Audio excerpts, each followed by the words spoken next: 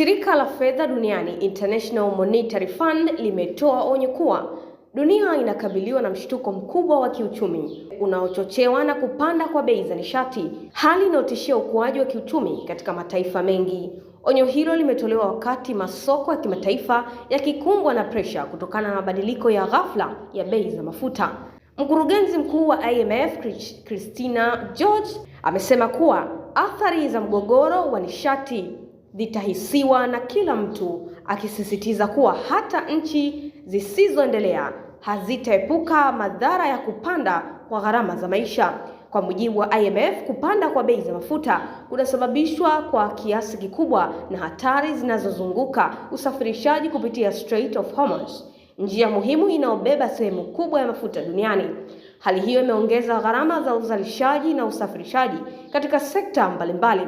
Ripoti zinaonyesha kuwa mataifa yanayoendelea ndiyo yako hatarini zaidi kutokana na utegemezi mkubwa wa uagizaji wa mafuta na uwezo mdogo wa kukabiliana na mfumuko wa bei zinazoongezeka.